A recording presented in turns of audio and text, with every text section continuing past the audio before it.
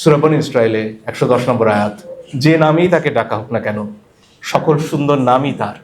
যেন শেক্সপিয়ারের কথা, গোলাপকে যে নামেই ডাকুন না কেন, সে তো অসম্ভব সুন্দর। পবিত্র কোরআন তো কাব্য, কবিতা।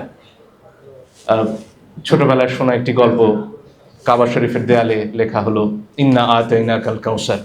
চ্যালেঞ্জ দেওয়া হলো যে এরকম এর দ্বিতীয় লাইন আর কেউ লিখতে পারে কিনা। সে সময় কাব্যের জন্য বিখ্যাত ছিল আরবরা।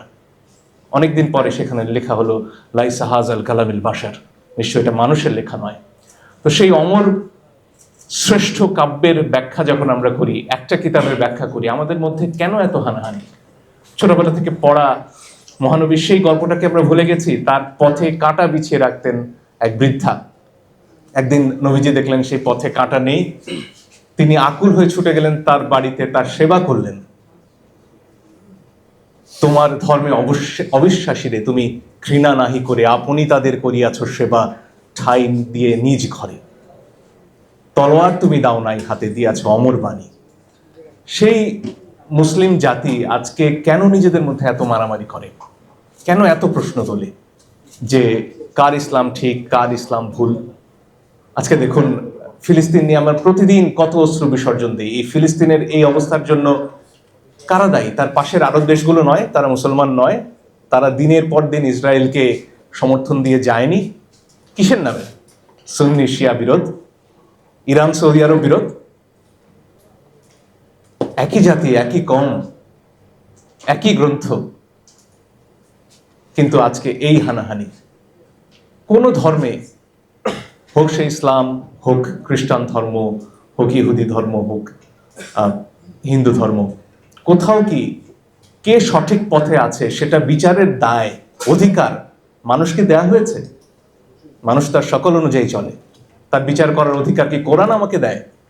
কে ঠিক কে বেঠিক? এই যে অসংখ্য ধারা, অসংখ্য বিশ্বাস, এ তো পরম স্রষ্টারই সৃষ্টি।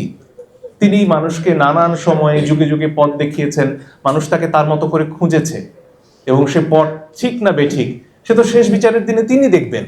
সে দায় আমাকে কে দিল? এই পাশের দেশে ধরুন, তারা তাদের ধর্ম রক্ষার নামে আমাদের মতন যারা আমাদের নিজেদেরকে মুসলিম দাবি করি তাদেরকে হত্যা করছে না পিটিয়ে? তারা কি করছে? তারা বলছে তারা তাদের ধর্ম রক্ষা করছে। আজকে যারা মাজারে হামলা করছেন তারা বলছেন তারা ইসলামকে রক্ষা করছেন। ইসলাম, আল্লাহ, তাকে রক্ষার দায়িত্ব এই সামান্য মানুষের, এবং সেজন্য আরেকজনকে পিটিয়ে মেরে ফেলা হবে, মরার পরেও শান্তি নেই, কবর থেকে লাশ তুলে জ্বালিয়ে দেওয়া হবে। এই কি ইসলাম? এই শেখাচ্ছি আমরা? সারা বিশ্ব দেখছে তাকিয়ে যে ইসলামের নামে এই হচ্ছে। আমার নবী কাঁদছেন না? কষ্ট পাচ্ছে না তার আত্মা? এই বিষয়গুলো তো ভেবে দেখার দায় আমাদের। আধুনিক রাষ্ট্রের কথা আমরা বলি, গর্ব করি। এই যে আজকে মাহফুজ নাসিরকে পাশে দেখে 3 তারিখের কথা মনে পড়ছিল। আমরা একসাথে পাশে দাঁড়িয়ে লড়াই করছিলাম অসুরের বিরুদ্ধে, এবং যখন সরকার পতন হয়েছে, দেশে কোনো সরকার নেই, মন্দিরগুলো কারা পাহারা দিয়েছে? মাদ্রাসার ছাত্ররা।